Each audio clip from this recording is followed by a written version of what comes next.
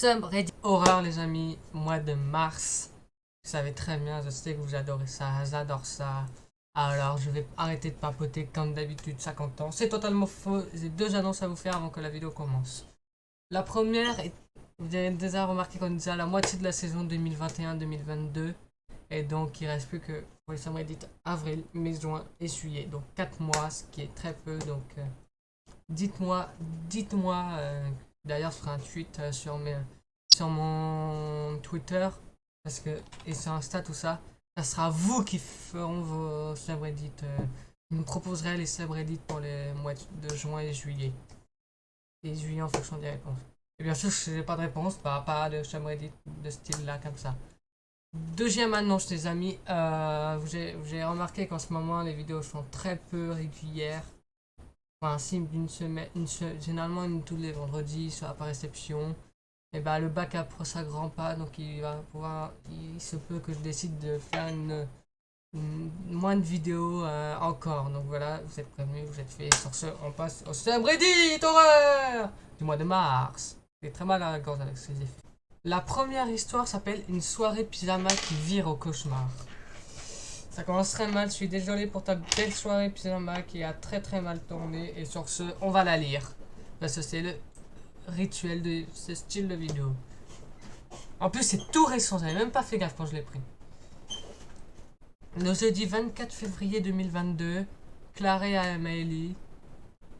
Maëlys, pardon, deux adolescentes de 16 et 15 ans se retrouvèrent pour une soirée plutôt banale, mais celle-ci va vite tourner au désastre. Tout commença vers 21h30 lorsque les deux jeunes filles étaient en pleine partie de karaoké. Les lumières commençaient à clignoter rapidement et régulièrement avec insistance. Les deux jeunes filles se regardèrent confuses, effrayées, mais elles continuaient leur karaoké sans y prêter attention. Nouvelle chose les amis, interprétation. Je sais pas pourquoi que la caméra est trop haute et voilà. J'ai mon interprétation. C'est un gros connard qui s'amuse avec les lumières et qui s'est introduit et qui veut juste les faire peur. Une heure plus tard, les filles, fatiguées, décidèrent de descendre au studio afin d'aller se reposer.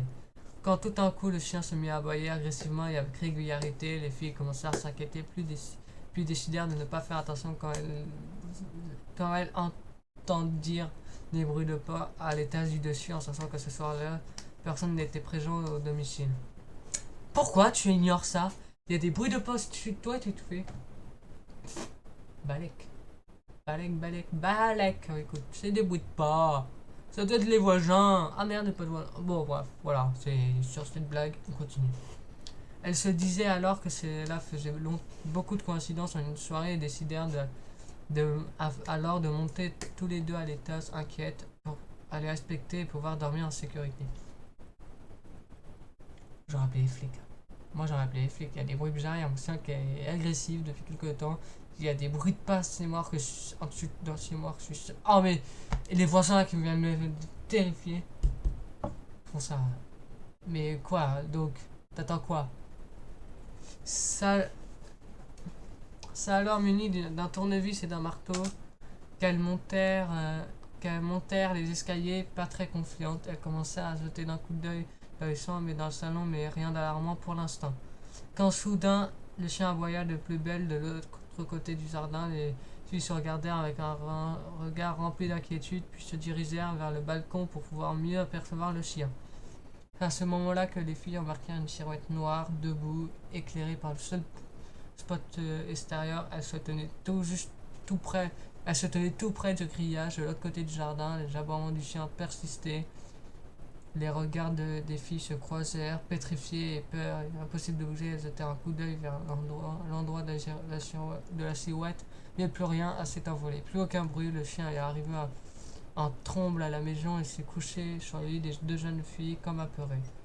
Ayant les idées un peu plus claires et ayant discuté de ce traumatisme entre elles, l'une d'elles appela la police et raconta les faits. 2 jours plus tard, les nouvelles tombent au journal local. Un tueur en série a été arrêté suite au meurtre d'une famille. 2 jeunes filles, dont l'une des deux est une voisine de la famille, sont très choqués par cet événement. On a appris que le meurtrier est venu dans son jardin après avoir commis ce crime.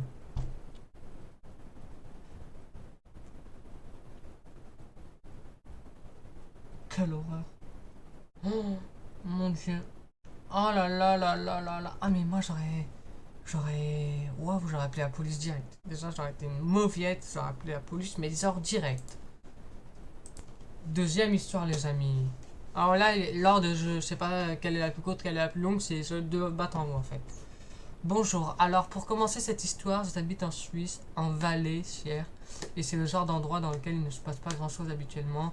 Tout le monde se connaît, vous pouvez rentrer le soir à pied sans vraiment vous retrouver les entrailles à l'air, le contour suivant.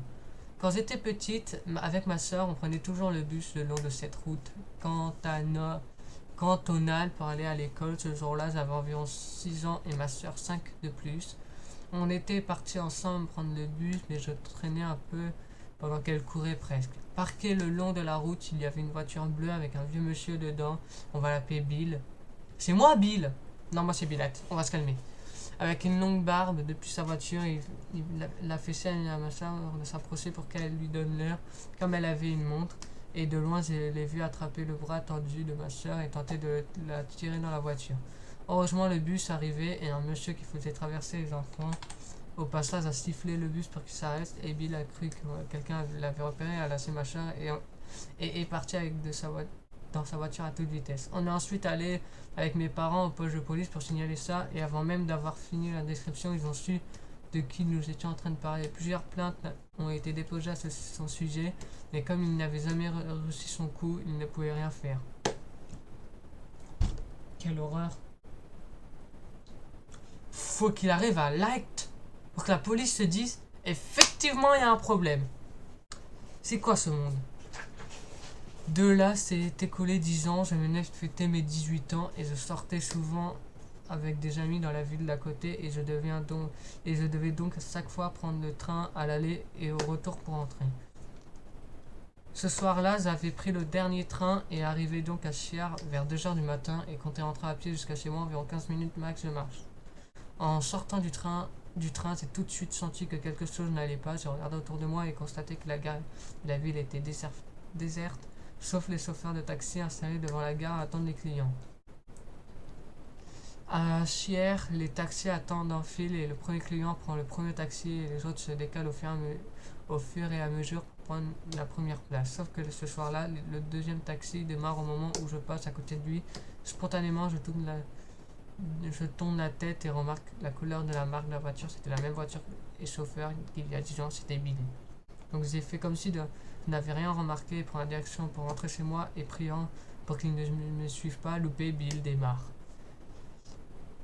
Le nom de la ville, c'est pas hyper compliqué comme ville. En gros, la route principale, c'est une longue route en forme de circuit avec au centre des bâtiments et à chaque extrémité un rond-point. Donc je commence à allonger cette route en essayant d'appeler mes parents qui dormaient vitalement à cette heure-ci. Je continue à marcher et me rends compte que dans le même sens que moi, me suit Bill et qu'il se rapproche de moi et surtout qu'à part lui et moi, il n'y a personne. Donc, action-réaction, je coupe à travers les bâtiments pour me retrouver de l'autre côté du circuit. Sa seule option en voiture est de faire le tour du rond-point pour se retrouver de mon côté de route. Ce qu'il a fait évidemment. Durant les 15 minutes tracées, je zigzag entre les bâtiments pendant que lui fait le tour des ronds-points pour me retrouver.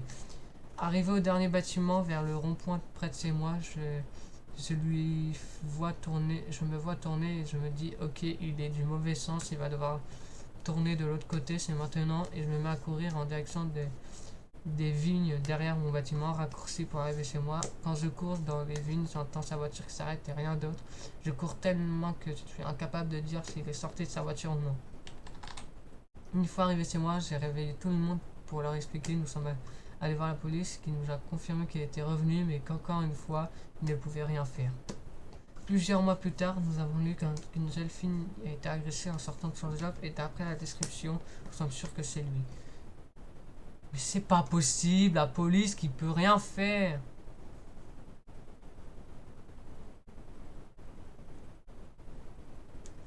Grave. Le mec, il est dangereux. Parfaitement. T'as tout à fait raison. Mec, il est dangereux, on peut rien faire. Il faut attendre qu'il agresse quelqu'un. Sérieux, ça va pas là dans ce monde là, sérieusement. Troisième et avant-dernière histoire, les amis. Vieux crado à tendance pédophile. Ça commence super mal. Et là, mes nets font grave peur sur le reflet. Bon, bref, on en continue. Je vais de ma petite contribution, ma petite histoire. Cela se déroule.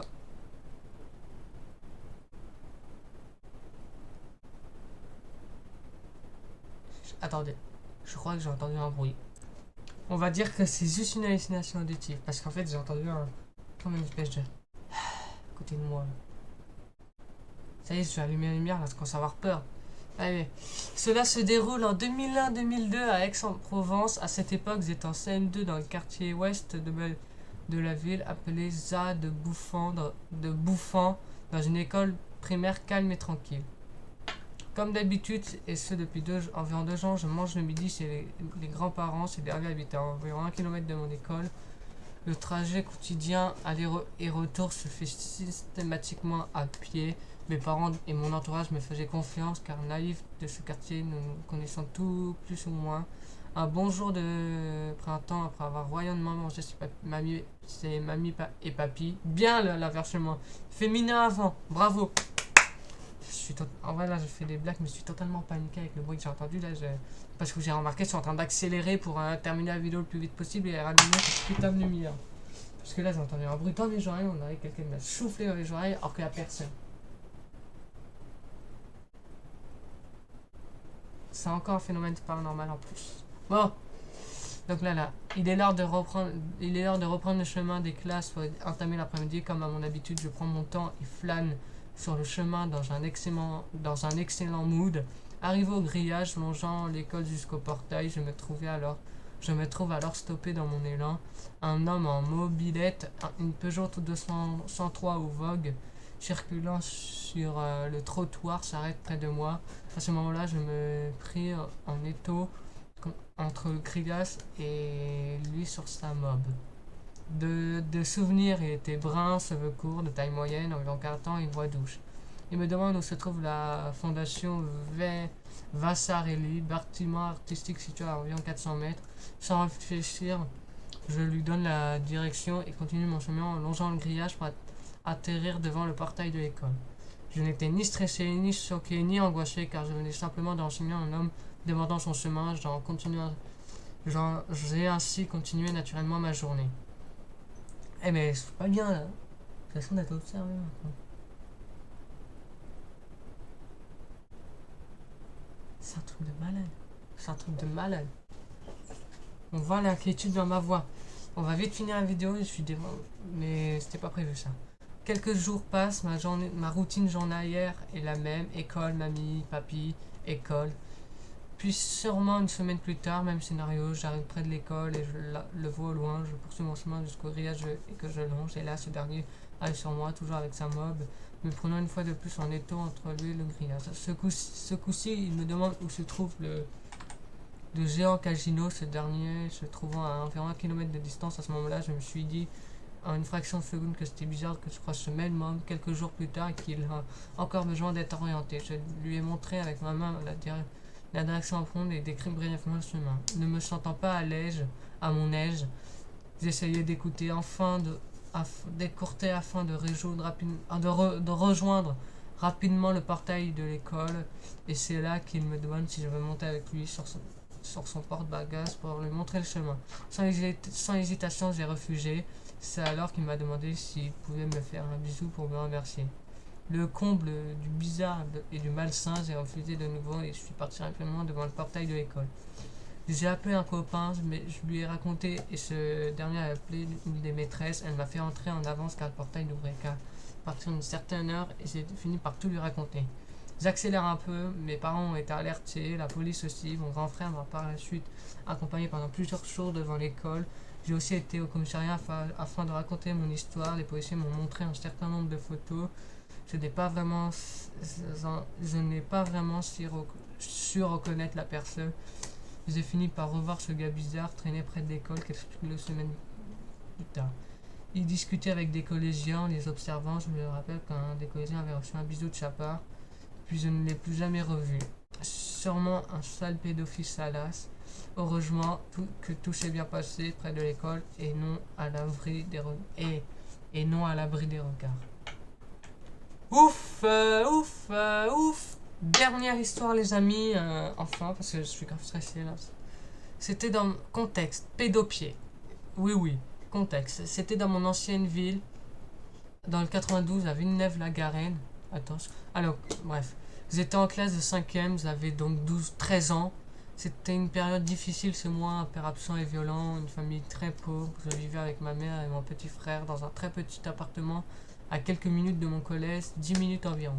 Je suis donc en âge d'aller à l'école seul et n'habitant pas très loin de mon collège, je n'avais pas besoin de prendre de bus pour l'atteindre.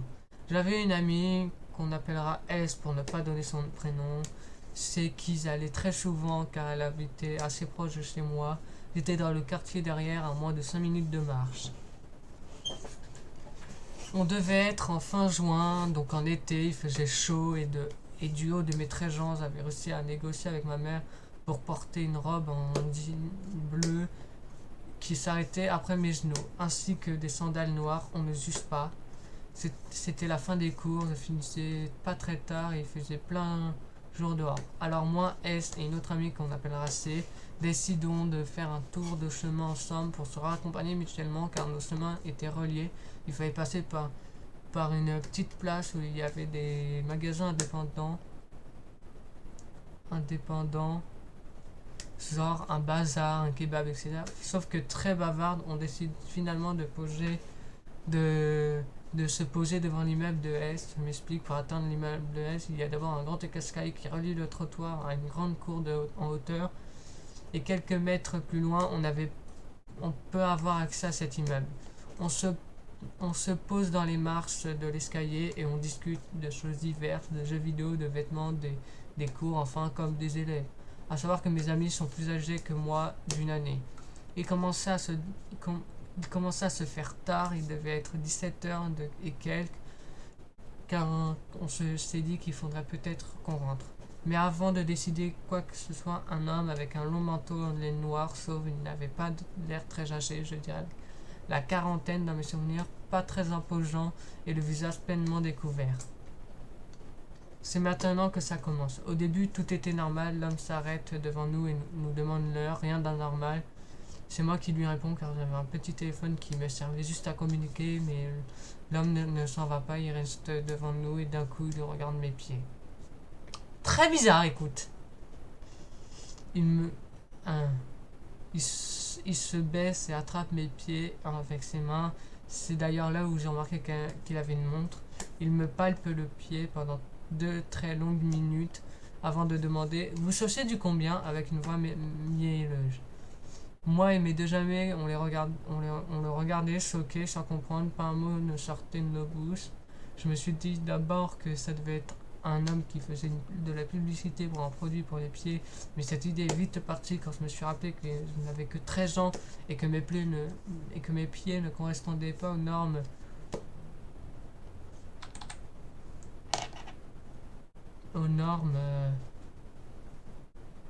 Petit, un peu boudin, mais je lui réponds, je fais du 37, pourquoi? J'étais idiote, je ne savais pas être hostile, j'étais perdu, je regrette de lui avoir parlé, ne serait-ce qu'un mot. Il a retiré ma chaussure pour palper encore plus mon pied et ça a duré pendant encore 3 longues minutes qui paraissaient infinies. Puis à raison C, ne pouvant plus gérer la situation en étant trop gêné, est partie en disant qu'elle devait rentrer. J'étais avec S et ce monsieur étrange et c'est là que j'ai repris mes esprits. J'ai dit que je devais rentrer car ma famille m'attendait à la maison, mais malheureusement il n'a pas voulu me lâcher et m'a demandé « Tu veux que je te raccompagne ?» Cette fois je sais pas pourquoi. J'ai dit que non, je devais juste prendre la rue là-bas en lui pointant du doigt, mais comme une idiote, j'ai montré le vrai chemin de mon appartement. Oh, quelle horreur! Oh, qu'on est bête, qu'on est jeune. J'ai dit que ce n'était pas loin et que je pouvais y aller seul. Il a insisté encore une fois lourdement. Je précise qu'avant, il avait demandé mon âge et donc et était donc au courant que je n'avais que 13 ans. Finalement, dans un élan de panique, j'ai regardé mon ami S, je l'ai prise par les bras et j'ai dit en fait, j'habite avec mon ami, on doit y aller. Au revoir, monsieur. On a couru jusqu'à dans son immeuble, qui heureusement pour nous était juste derrière. On s'est enfermé dans son appartement. J'ai appelé ma mère, paniquée, en lui expliquant la situation. Elle m'a dit de rester CS et de ne surtout pas sortir seule. Elle arrivait avec sa voiture, malgré que mon ami m'ait potentiellement sauvé la vie, je m'en veux. J'ai divulgué son adresse et bien qu'avec beaucoup de chance, je n'ai jamais plus revu cet homme. S'il avait décidé de s'en prendre à elle, il savait où elle habitait. Mais comme je l'ai dit, nous n'avons plus jamais eu de nouvelles de lui, même aujourd'hui. J'ai porté plainte avec ma mère, l'affaire a été classée sans suite et maintenant j'ai déménagé. J'ai eu beaucoup de chance que mon ami habite à côté et je n'en veux pas assez d'être parti car elle aurait risqué de se faire suivre par cet homme. J'ai eu la peur de ma vie, j'ai eu la chance d'avoir beaucoup été sensibilisé sur les inconnus et leurs dangers. Merci d'avoir lu. Voilà, voilà.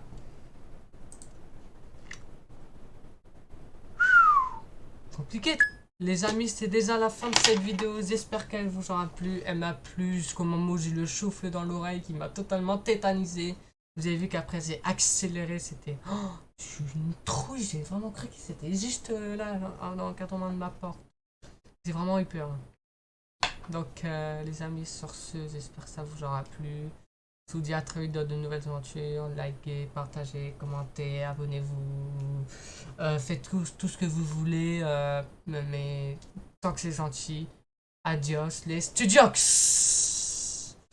Ça bug.